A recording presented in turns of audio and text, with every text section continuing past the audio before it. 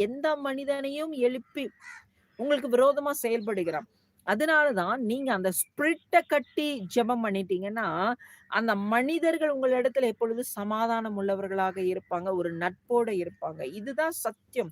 இந்த சத்தியத்த நீங்க புரிந்து கொண்டீங்கன்னா, உங்க வாழ்க்கையில வாழ்வது மிகவும் எளிது. அதே சமயம் உங்களுடைய தொழிலாகட்டும், உங்க விளையாட்டாகட்டும், உங்களுடைய ப்ரொஃபஷனல், உங்க படிப்பு எப்படிப்பட்ட காரியங்களாகட்டும், அதுல நீங்க ஜெயிக்கணும், நல்ல பெரிய ஆளா வரணும்னு சொல்லி நீங்க நினைக்கிறீங்களா? ஆனா, நீங்க செய்ய வேண்டிய காரியம் உங்களுக்கு தடையாக வந்து கொண்டே இருக்க சில மனிதர்கள், சில எதிர்ப்பின் காரியங்கள், சில எதிரிகள் அநேகர் எழும்பி எழும்பி செயல்பட்டு கொண்டே இருப்பாங்க. உங்களுக்கு கண்ணுக்கு தெரியாத ஏதோ சில விஷயங்கள் அன்பார்ச்சுனேட்டா நடந்து நடந்து உங்களுக்கு நெறைய தடைகள உண்டு பண்ணும். தோல்விகள கொண்டு வந்து கொண்டே இருக்கும்.